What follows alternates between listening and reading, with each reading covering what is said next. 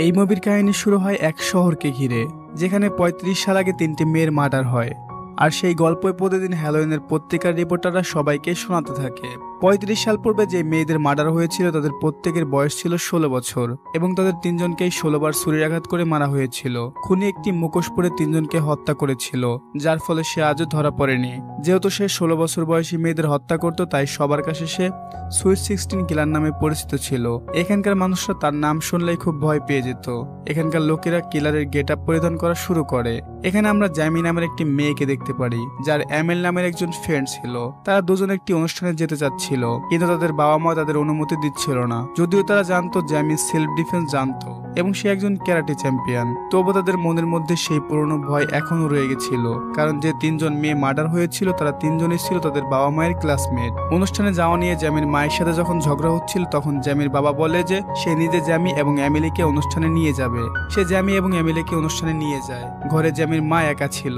প্রথমে কিছুক্ষণ আগে কিছু ছোট ছোট বাচ্চা হ্যালোইনের গিফট নেওয়ার জন্য আসে এবং পরে সুইট 16 কিলারের মুখোশ পরা একজন ব্যক্তি সেখানে আসে। সে গিফট বা মোমবাতি নিয়ে এসেছিল না, সে আসছিল জ্যামির মাকে হত্যা করতে। তার কাছে একটি ছুরি ছিল। এটা দেখে জ্যামির মা খুব তাড়াতাড়ি দরজা বন্ধ করে পুলিশকে ফোন করতে যায়। এদিকে রুমের দরজা খুলে কিলার ভিতরে ঢুকে এবং জ্যামির মাকে হত্যা করার চেষ্টা করে।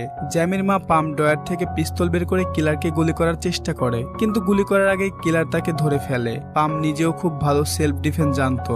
সে নিজেকে বাঁচিয়ে তাড়াতাড়ি কিচেনে যায় এবং একটি ছুরি নিয়ে কিলারকে ভয় দেখায় আর বলে এখান থেকে চলে যাও, না হলে আমি পুলিশকে এক্ষুনি খবর দেব। এটা শুনে কিলারকে একটু ভীত দেখায় এবং সে চলে যায়। জ্যামির মা ভাবে কিলার চলে গেছে, কিন্তু হঠাৎ করে পিছন থেকে কিলার পামকে আক্রমণ করে এবং ছুরি আঘাত করে মেরে ফেলে। এখানে তাকে ১৬ বার ছুরি দিয়ে আঘাত করা হয়েছিল। খুন করার পর কিলার সেখান থেকে পালিয়ে যায় এবং সেখানে পুলিশ আসে।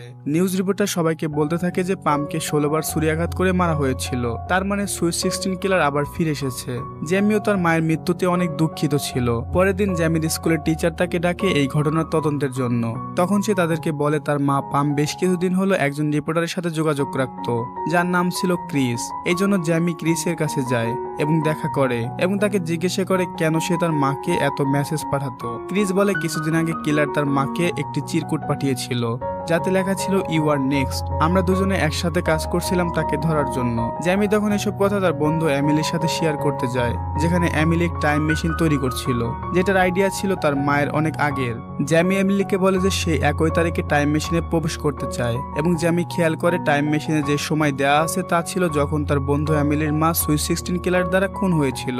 এমিলি জ্যামিকে বলে আমরা এই মেশিন ব্যবহার করে অতীতে ফিরে যাব এবং সেই মৃত্যুর ঘটনাকে পরিবর্তন করে দেব, তাহলে তোমার মা আজ তোমার সাথে থাকবে। কিন্তু সমস্যা হচ্ছে এই টাইম মেশিনটি এখনো কাজ করছে না। অনেক রাত হয়ে গিয়েছিল। জ্যামি এবং এমিলি টাইম মেশিনের কাছেই ছিল। তারা একে অপরের সাথে কথা বলছিল।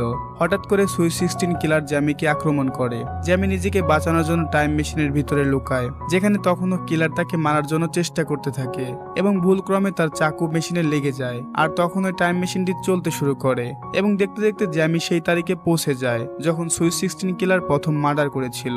তার টাইম মেশিন তখন প্রায় ভেঙে গিয়েছিল। সে প্রথমে তার টাইম মেশিন লুকিয়ে ফেলে, তারপর তার মা এবং বাবার কলেজে যায়। স্কুলে সেই তিনজন মেয়ের সাথে তার দেখা হয়ে যায় যাদের মার্ডার হয়েছিল। জ্যামি বুঝতে পারে এটাই তার মা পাম, যে তার স্কুলে খুবই দুষ্ট ছিল এবং তার সাথে সাথে সে কলেজের অনেক ফেমাস ছিল। এসব কিছুর পর সে তার বন্ধু এমিলির মায়ের কাছে যায় এবং তাকে বলে আমি ভবিষ্যৎ থেকে এসেছি। আপনার ডায়েরির সাহায্যে আপনার মেয়ে এমিলি একটি টাইম মেশিন তৈরি করেছে, যেটার সাহায্যে আজকে আমি এখানে পৌঁছেছি। জ্যামির কথা এমিলির মায়ের বিশ্বাস করতে অনেক কষ্ট হচ্ছিল, কেননা সে এখনো সেই টাইম মেশিন নিয়ে রিসার্চ করছিল এবং তার রিসার্চ এবং ডায়েরি সম্পর্কে সে কাউকে কোনো কিছু এখনো বলেনি। জ্যামি এমিলির মাকে বলে যে আজ রাতেই তার গ্রুপের 3 জন মেয়ের মার্ডার হবে এবং বহু বছর পর সেই কিলার আমার মাকেও মেরে ফেলবে। আমি শুধু এখানে সবকিছু ঠিক করার জন্য এসেছি।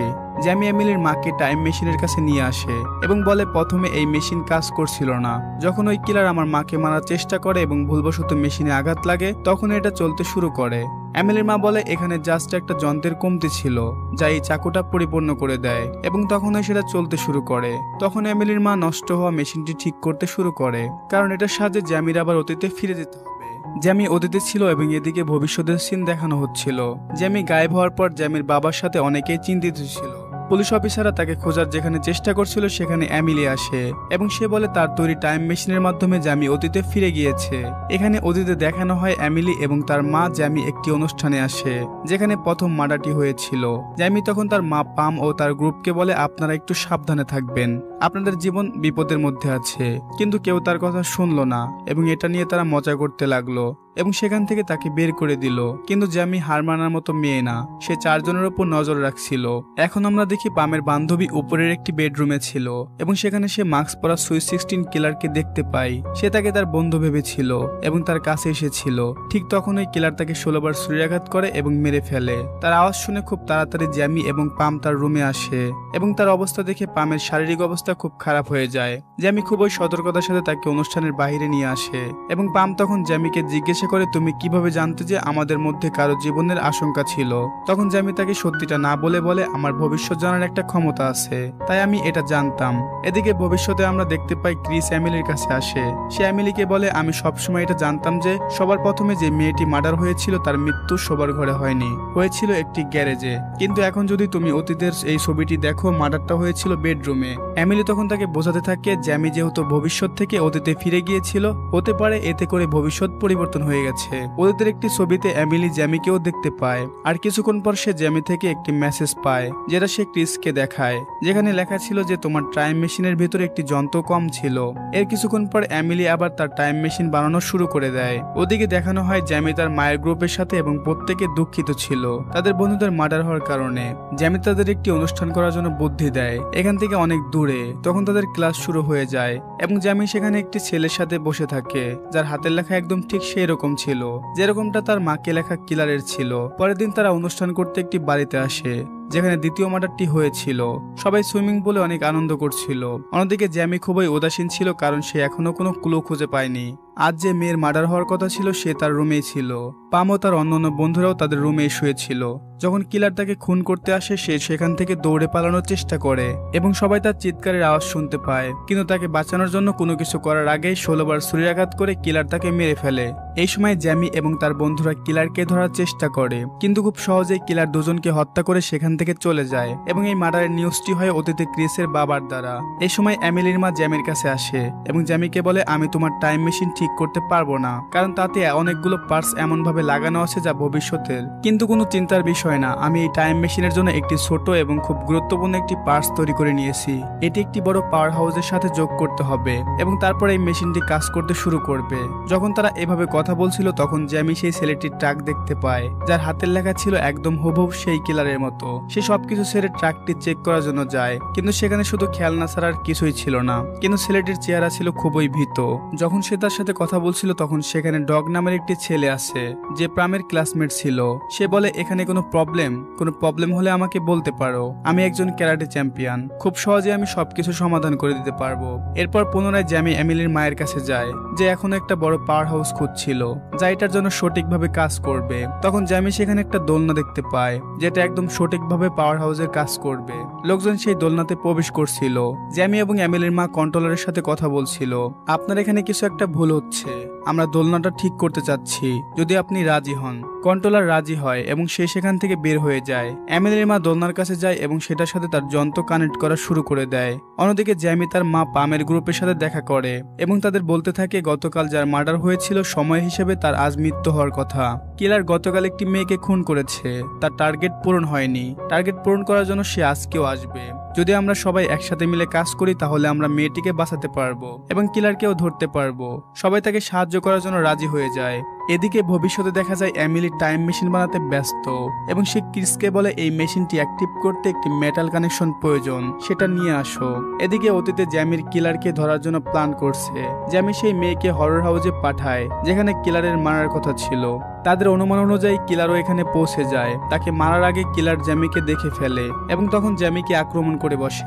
জ্যামি খুব সহজেই নিজেকে সেভ করে নেয় কারণ সে ক্যারাটে চ্যাম্পিয়ন। কিলার জ্যামিকে আবার আক্রমণ করার আগে জ্যামির অতীতের বাবা ও তার গ্রুপ চলে আসে এবং কিলারের সাথে লড়াই করে। কিলারের ফাইটিং স্কিল ছিল অনেক ভালো। সে একাই সবাইকে নিয়ন্ত্রণ করছিল, একসাথে সবার দিকে নজর রাখছিল। এবং তখন একটি মেয়ে তাকে পিছন থেকে ছুরি দিয়ে আঘাত করে এবং মেরে ফেলে। ফাইনালি কিলার মারা যায়। তারা কিলারের মাস্কটি খুলে ফেলে এবং বুঝতে পারে এটাই ডগ নামের সেই ছেলেটি ছিল যার সাথে জ্যামির পূর্বে কথা হয়েছিল। সে খুবই ভালো একজন ক্যারাটে চ্যাম্পিয়ন ছিল। এখন প্রশ্ন হচ্ছে কেন সে তার ক্লাসমেটদের খুন করছিল। তারা কিলারের গলায় একটি লকেট দেখতে পায় যেখানে একটি মেয়ের ছবি আঁকা ছিল। প্যাম জ্যামির মা বলছিল মেয়েটি ডগের বন্ধু ছিল। সে দেখতে খুবই মোটা এবং অদ্ভুত ছিল, যার কারণে আমরা সবাই তাকে অনেক বিরক্ত করতাম। পরে একদিন পাম ও তার 3 বন্ধু তাকে বাইরে নিয়ে আসে আর বিরক্ত করে এবং সে অনেক রেগে যায় কারণ সে সেটা নিতে পারছিল না। রাগের কারণে সে অনেক ড্রিঙ্কস করে ফেলে এবং সে সেখান থেকে গাড়ি চালিয়ে চলে যায় এবং যাওয়ার সময় সে অ্যাক্সিডেন্ট করে মারা যায়। ডগের ধারণা হয়েছিল তার বন্ধুর মৃত্যুর জন্য এই 3 জনই দায়ী ছিল, তাই সে এই 3 মেয়েকে মারতে চাচ্ছিল। জ্যামি পামকে বলে আপনারা অনেক অনেক দুষ্টু, আপনারা যেটা করেছেন সেটা মোটেও ঠিক করেননি, আমি তো বিশ্বাসই করতে পারছি না। পাম তখন বলে না, আমি সেই অনুষ্ঠানে ছিলাম না। জ্যামি তার কোনো কথা না শুনে রেগে সেখান থেকে বের হয়ে যায়। তার আফসোস হয় তার মা এতটা খারাপ হতে পারে। যখন তার কথা বলছিল তখন সুইট 16 কিলার মুখোশ পরা একজন এসে পিছন থেকে তাদের মেরে ফেলে, যাদের জীবন জ্যামের জন্য বেঁচে গেছিল। এটা দেখে সবাই ভয় পেয়ে যায় এবং জ্যামি বলে আসল কিলারকে তো আমরা মেরে ফেলেছি। আমার মনে হয় এই কিলারের ভবিষ্যৎ থেকে এসেছে, এমিলির টাইম মেশিনের মাধ্যমে। এদিকে ভবিষ্যতের সিনে দেখা যায় এমিলির মার্ডার হয়ে যায়। আবার অতীতে দেখা যায় যে কিলার অতীতে নিউজ রিপোর্টারকে হত্যা করে। যখন এসব কিছু ঘটছিল তখন এমিলির মা তার টাইম মেশিন অ্যাক্টিভ করে ফেলে এবং জ্যামিকে বলে তুমি তো অন্তত এই টাইম মেশিন ব্যবহার করে ফিরে যাও, এখানে তোমার সাথে কিছু একটা হয়ে গেলে সবকিছু এলোমেলো হয়ে যাবে। জ্যামি টাইম মেশিনের ভিতরে যায় এবং সবকিছু ঘুরতে থাকে। জ্যামি যখন টাইম মেশিনের ভিতরে আসে কিলারও তার কাছে চলে আসে এবং কিলার জ্যামিকে প্রায় মেরেই ফেলতো। ঠিক সেই সময়ে পাম সেখানে চলে আসে এবং পিছন থেকে কিলারের গলা চেপে ধরে। কিলার নিজেকে পামের কাছ থেকে বাঁচিয়ে নেয় এবং দুজনের সাথে লড়াই করে। যখন টাইম মেশিন অ্যাক্টিভ হয়ে যায় তখন এটা অনেক জোরে ঘুরতে থাকে। কিলার ধীরে ধীরে জ্যামির মায়ের দিকে আগাতে থাকে। কিলার পামকে ছুরি দিয়ে আঘাত করার আগে জ্যামি সুইচ চেপে টাইম মেশিনের দরজা খুলে দেয়। দরজা খুলে যাওয়ায় বাতাসের কারণে কিলারের মাস্ক খুলে যায়, যার ফলে আমরা কিলারের চেহারা দেখতে পাই। সে ছিল ভবিষ্যৎ থেকে আসা নিউজ রিপোর্টার ক্রিস। সে এমিলির টাইম মেশিন ব্যবহার করে এখানে আসে। ভবিষ্যতে এই ক্রিস তার মা পামকে হত্যা করে যাতে সুইট 16 কিলারের কাহিনী চলতে থাকে, কেননা মানুষ ধীরে ধীরে সুইট 16 এর কথা ভুলে যাচ্ছিল। কিন্তু ক্রিস তো সবসময় সুইট 16 এর নিউজ প্রচার করত আর টাকা ইনকাম করত। জ্যামি তাকে জিজ্ঞাসা করে তুমি তোমার বাবাকে কেন মেরে ফেলেছো। ক্রিস বলে সে কখনো আমার খেয়াল রাখেনি, তাই তাকে আমি মেরে ফেলেছি। টাইম মেশিনের ভেতরে জ্যামি মারা যাওয়ার আগে জ্যামি একটি নেলগাল ব্যবহার করে, যার সাহায্যে জ্যামি ক্রিসকে মেরে ফেলে এবং দেখা যায় ফাইনালি জ্যামি নিজের সময়ে পৌঁছে যায়। ঘরে ফেরার পর সে সারপ্রাইজ হয়ে যায়। এটা দেখে যে তার মা বাবা ঠিকই আছে, সে সত্যি অতীত বদলিয়ে দিয়েছে, তার মায়ের জীবন বাঁচিয়েছে। এখানে সে এমিলির মায়ের সাথে দেখা করে। সে তাকে একটি সাইডে গিয়ে সবকিছু খুলে বলে। সে জ্যামিকে একটি বই দেয় যাতে জ্যামির অনুপস্থিতিতে কি কি পরিবর্তন ঘটেছে তা লেখা আছে। এখানে এই সময়ে জ্যামির একটি ভাই হয় যার নাম তার বাবা মা জ্যামি রেখেছিল এবং জ্যামির নামও আসলে পরিবর্তন হয়ে গিয়েছিল।